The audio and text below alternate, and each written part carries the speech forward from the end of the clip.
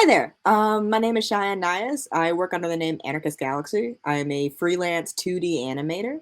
I've been doing this for about 3 to 4 years, and prior to this, I was working in graphic design and illustration and creative coding.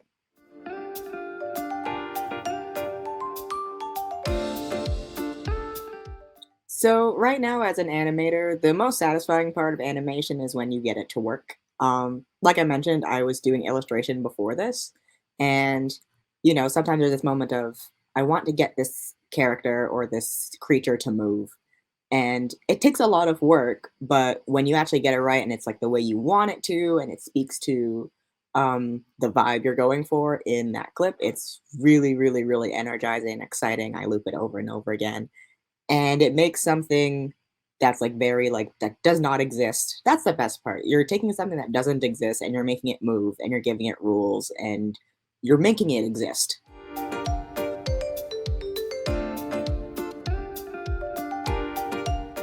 So because I'm a freelance animator, the program I went into wasn't specifically for animation. It was more broadly a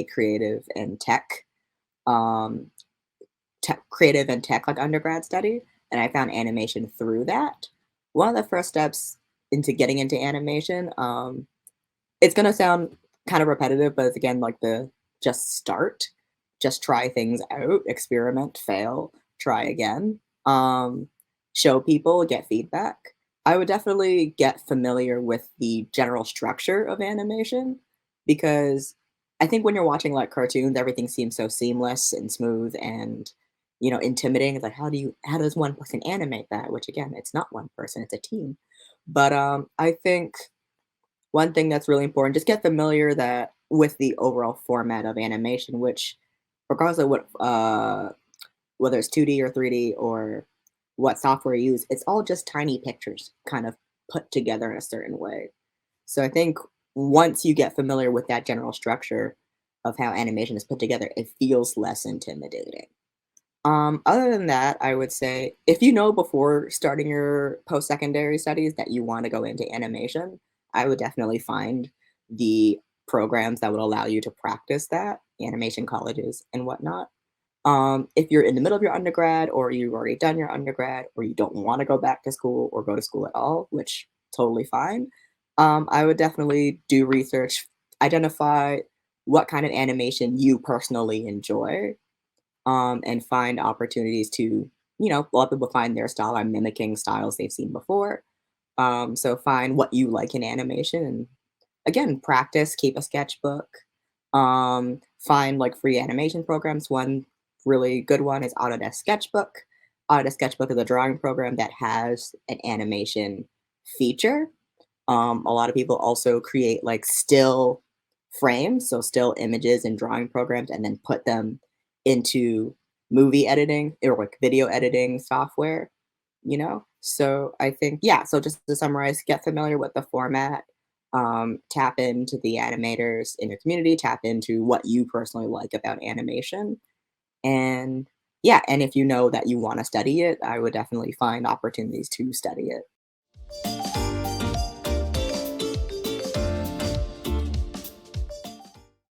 So hard skills to have as an animator, even with the different like softwares I've been using, there's not really a shortcut around drawing, especially if you're working in 2D and you want to do some really cool shapes or surreal characters. Drawing is a huge one. Definitely keep a sketchbook and practice that.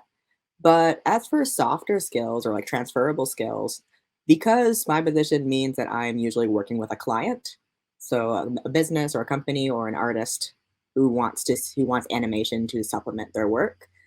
A big thing is communication, being able to tell them what you do, what you're able to do in a certain time frame, and really understanding what they're looking for because sometimes a client doesn't always. Sometimes they have the idea in their head, and it's up to you to kind of sit with them and figure out what it is they're looking for and translating their ideas into something visual and engaging. So communication is huge. As for the animation itself, there is a little bit of math and problem solving in regards to how many frames in X amount of video, X amount of animation, being able to time out certain actions, how long is this blink, How long is this blink compared to this hand clapping, for example? And I think one of the two really big ones, adaptability, because you can have a plan and you can plan every aspect of your thing out and it doesn't go the way you want it to. And you have to think, okay, new plan, we got to rethink this. So adaptability is huge. And I think biggest skill that you want to have as an animator, especially if you're newer to it, is patience. It takes a long time to get certain actions done in a way that looks really good and satisfying and is consistent in regards to like size and like whatever rules you set up for the world you're animating. So patience is really huge.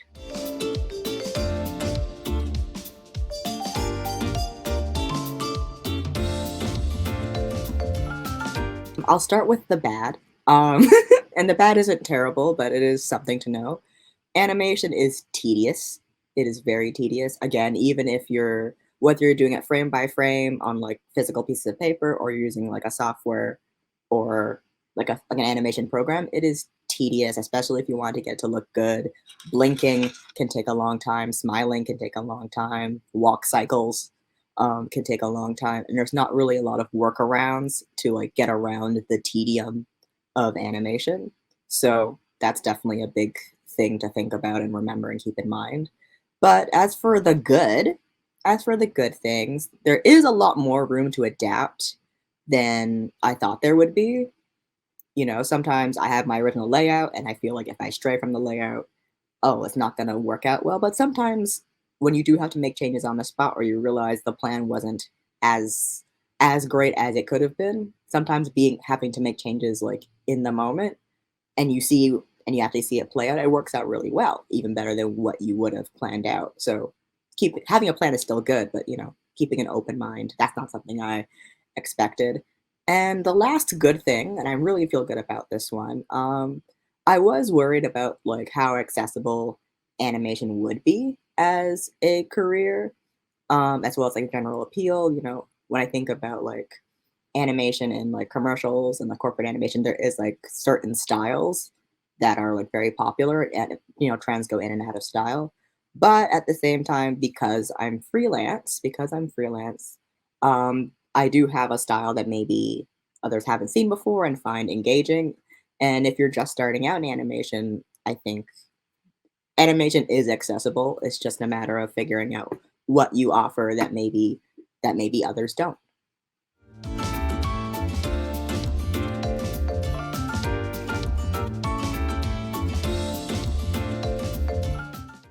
If you're new to animation and you want to move into the industry, biggest thing, practice. Like I mentioned, there's not a ton of workarounds around drawing. So if you know drawing is something that you want to get better at, I would say keep a sketchbook.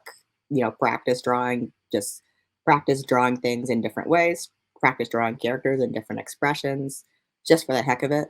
And do that as much as you can. Trial and error. A lot of me getting into animation was trial and error. I look at like the first clip I ever did, and me technical level, I'm like I could do way better now, but that's the point. The point is just to start and just to do things.